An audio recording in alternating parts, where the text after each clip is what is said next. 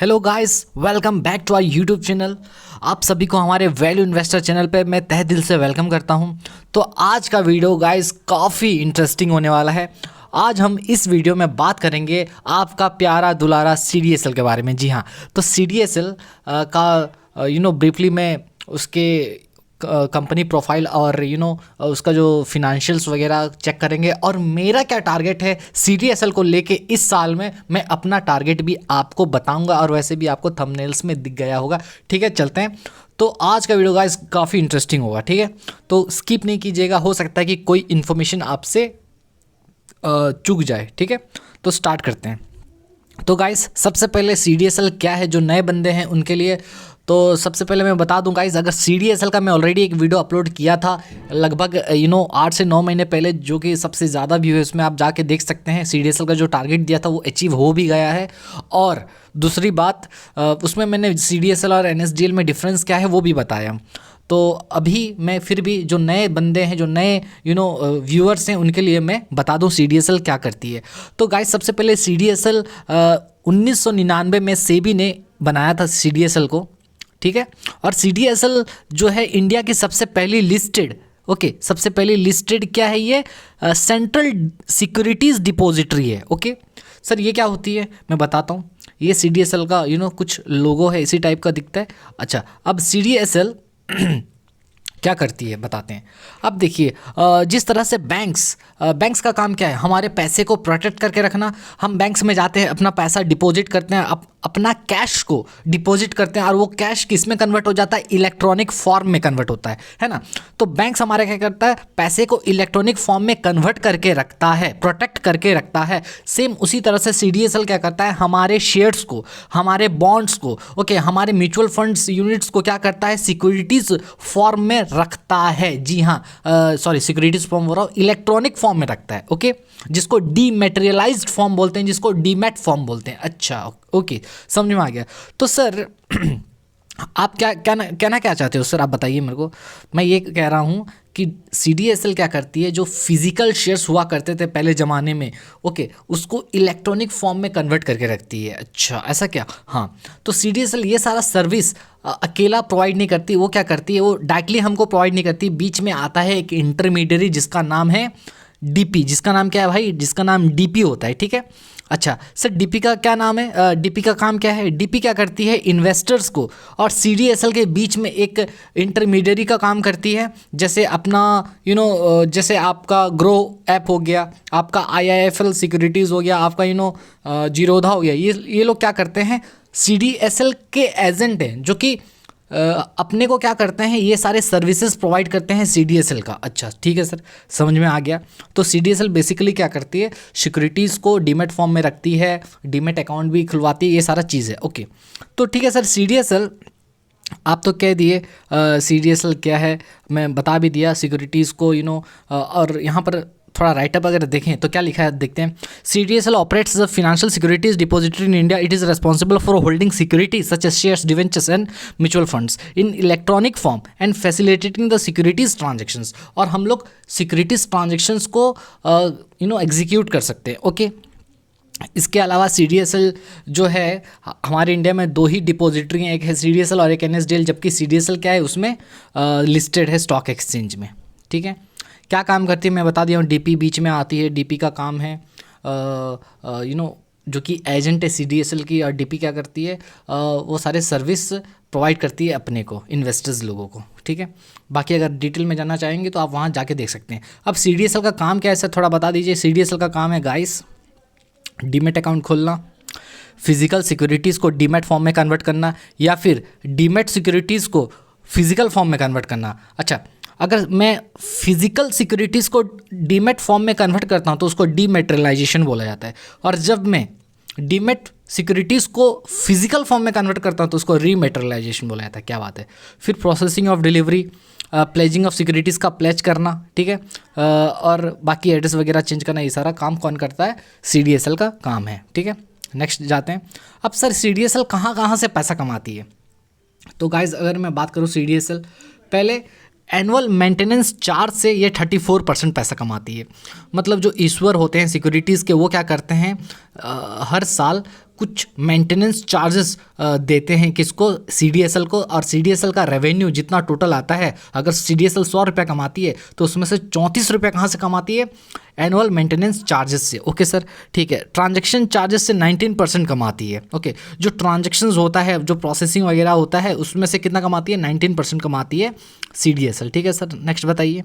Next बात करें KYC service. KYC service से कितना कमाती है भाई, KYC सर्विस से 16% कमाती है। ओके, ठीक है सर, आगे। और IPO और कॉरपोरेट एक्शंस से कितना कमाती है सर, IPO और कॉरपोरेट एक्शंस की बात करें, ओके, IPO और कॉरपोरेट एक्शंस की बात करें तो 10% इनका जो रेवेन्यू आता है वो IPO और कॉरपोरेट एक्शन से आता है। ठीक है, जो जितने भी नए नए कंपनीज आजकल लिस्ट होते हैं ना, तो लिस्ट जो होते हैं उनको भी क्या करना पड़ता है, CDSL को चार्जेस पे करना पड़ता है। तो CDSL का जो टोटल इनकम है उसमें से 10% IPO और कॉरपोरेट एक्शन से आता है, जैसे डिविडेंड का पेमेंट हो गया, बहुत सारी चीज़ें हो गई। ठीक है, बोनस शेयर्स ये हो गया। अदर सोर्सेज से इनका 22% आता है। अदर सोर्सेज मतलब जैसे वोटिंग हो गया, मेंटेनेंस चार्जेस हो गया, ECAS फीस हो गया, अदर ऑपरेटिंग इनकम, ये सबसे 22% आता है। तो ये था तुम्हारा ब्रेकअप, रेवेन्यू ब्रेकअप। ठीक है, अच्छा, अब हम इसके रेसिस्टेंट एंड सपोर्ट की बात करेंगे। मतलब अगर आप देखोगे CDSL का शेयर गाइस, ओके, तो इसका जो पहला रेसिस्टेंस जो आपको दिखेगा वो दिखेगा 1596 रुपया में। ठीक है, दूसरा इसका जो रेसिस्टेंट है वो है 1627 रुपया में, और तीसरा इसका रेसिस्टेंस दिख रहा है 1660 रुपये में। और इसका पहला सपोर्ट है 1533, सेकंड सपोर्ट है 1501 और थर्ड सपोर्ट है 1470, जबकि अभी इसका प्राइस 1570 के आसपास चल रहा है। मतलब क्या, ये इसके सभी जो 1570 है, मैं बताऊंगा उसका उसके बारे में और आगे बात करेंगे। ये तो था तुम्हारा रेसिस्टेंट एंड सपोर्ट के बारे में। ठीक है, आगे चलते हैं। तो अगर मैं मूविंग एवरेज को देखूं, जी हाँ, मैं मूविंग एवरेज का बात कर रहा था। देखो, अगर मूविंग एवरेज को देखें, और कौन सा मूविंग एवरेज मैं बता रहा हूँ, exponential moving average. Exponential moving average अगर देखूँ तो 5 दिन का है 1547, 10 दिन का है 1543, 12 दिन का है 1543, 20 दिन का है 1542, 26 दिन का है 1540, 50 दिन का है 1518, 100 दिन का 1440 और 200 दिन का है 1261। यानी जितने भी दिन का मूविंग एवरेज है, उस मूविंग एवरेज से अभी करंट प्राइस है वो ऊपर ट्रेड कर रही है। यानी जो प्राइस है बुलिश सिग्नल दिखा रही है। मतलब मूविंग एवरेज से, अगर मान लो मूविंग एवरेज का जो लाइन होता है उससे अगर प्राइस अगर ऊपर ट्रेड कर रही है तो हम ये मानते हैं कि उस स्टॉक में अभी क्या है, वो स्टॉक क्या है, बुलिश है। ओके, नेक्स्ट अगर देखें फंडामेंटल, अगर कुछ देखें तो इसका हमने चेक किया क्या गाइस, इसके फंडामेंटल्स को हमने अगर चेक किया तो स्ट्रेंथ 14 ठो मिला, वीकनेस 2 मिला, अपॉर्चुनिटी भी 2 मिला और थ्रेट्स भी 2 मिला। तो ठीक है सर, अपॉर्चुनिटीज़ स्ट्रेंथ्स क्या मिला, स्ट्रेंथ्स की बात करें तो देखो गाइस, सबसे पहले इनका जो ऑपरेटिंग एक्टिविटी है और कैश फ्लो, जो इनका जो कैश फ्लो है ऑपरेटिंग एक्टिविटी से और नेट कैश फ्लो बढ़ रहा है। EPS भी इनका अच्छा खासा बढ़ रहा है और स्ट्रॉन्ग एनुअल EPS में ग्रोथ देखा गया है। इनका प्रॉफिट मार्जिन क्वार्टर बेसिस पे भी बढ़ रहा है, ईयर ऑन ईयर बेसिस पे बढ़ रहा है। कंपनी के पास डेट बिल्कुल नहीं है और इनके पिछले 3 क्वार्टर में भी इनका रेवेन्यू बढ़ रहा है और पिछले 2 क्वार्टर में भी इनका प्रॉफिट बढ़ रहा है। इसके अलावा company able to generate net cash, और कंपनी नेट कैश को जनरेट करने के लिए काबिल है और वो क्या कर रही है, नेट कैश फ्लो को इम्प्रूव कर पा रही है पिछले 2 सालों से। इसके अलावा कंपनी का जो बुक वैल्यू है सर, बुक वैल्यू क्या होता है सर, बुक वैल्यू का मतलब होता है अगर मैं कंपनी को झूठ मूठ में बंद कर दूं तो एक शेयर का वैल्यू क्या निकलेगा। तो उस शेयर का जो बुक वैल्यू है पिछले 2 साल से बढ़ रहा है, जो कि अच्छा इंडिकेशन है। इसके अलावा प्रमोटर का जो होल्डिंग है वो +0 है। +0 है मतलब कंपनी ने अपने शेयर होल्डिंग को गिरवी नहीं रखा है, तो बहुत अच्छी बात है।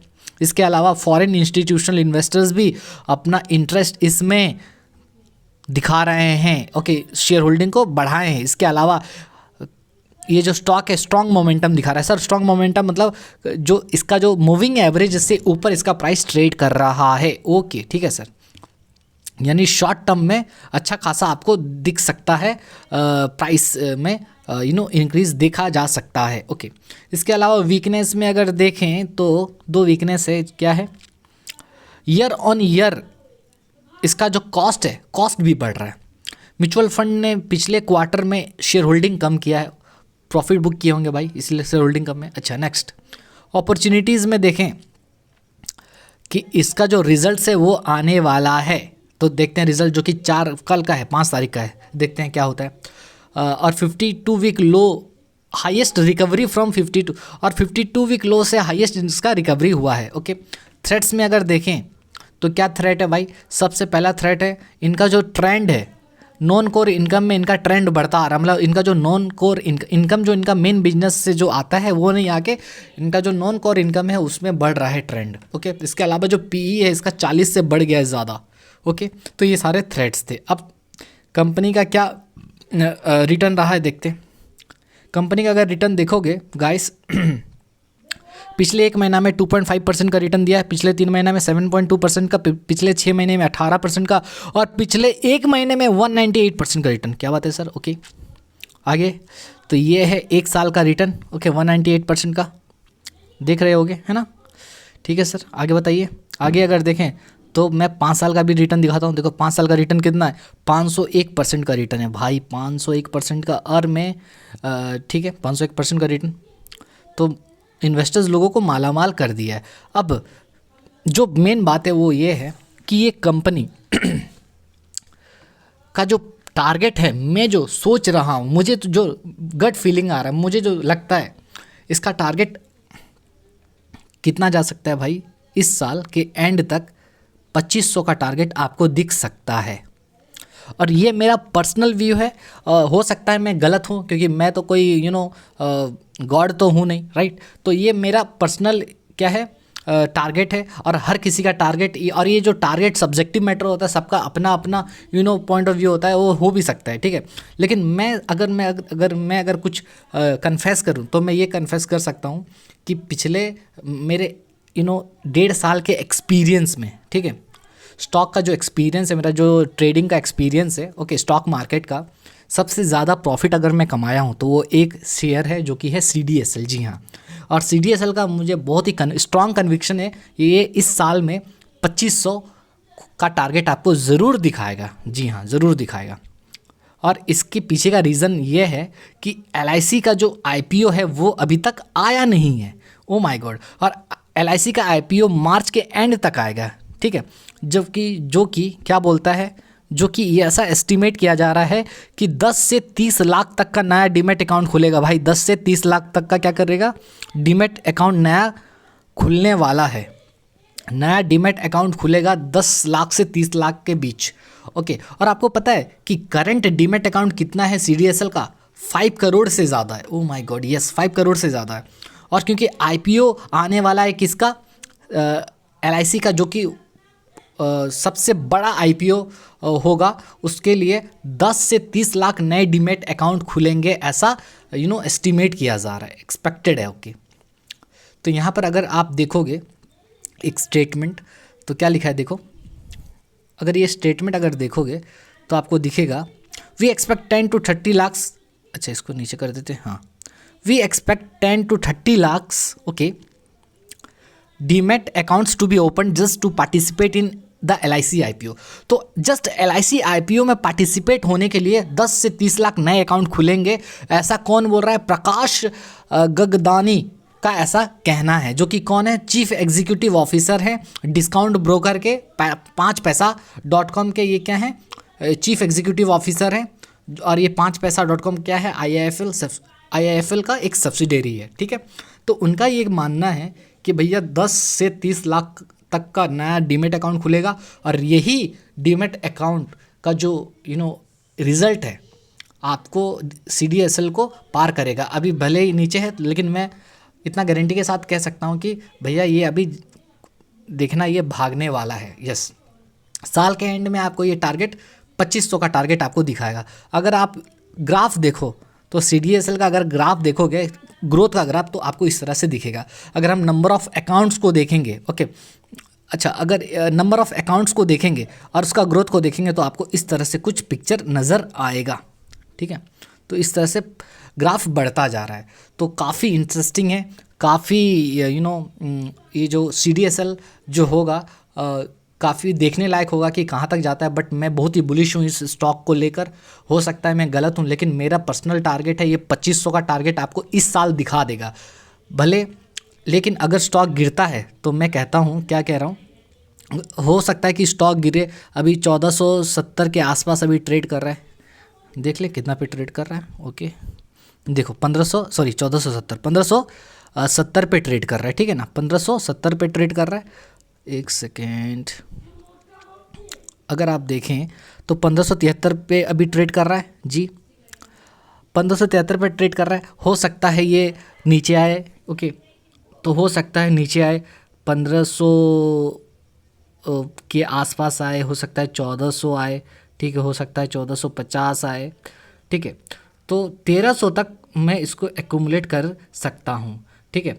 और मैं काफ़ी इसमें प्रॉफिट कमाया हूँ ये स्टॉक में, और मेरा पर्सनल टारगेट है कि भैया ये आने वाले इस साल के एंड तक आपको 2500 का टारगेट ये ज़रूर स्टॉक दिखाएगा। और ये मेरा पर्सनल व्यू है, और हो सकता है मैं गलत हो सकता हूँ, लेकिन आप अपने इन्वेस्ट करने से पहले आप अपने फिनेंशियल एडवाइज़र का सलाह ज़रूर लें, ठीक है। This is my personal opinion, okay, and I might be wrong, okay. तो इसीलिए please consult your financial advisor before making any decisions. तो ये सारा चीज़ था। हम मिलेंगे एक नई वीडियो में, और आई होप आपको वीडियो काफ़ी इंटरेस्टिंग लगा होगा।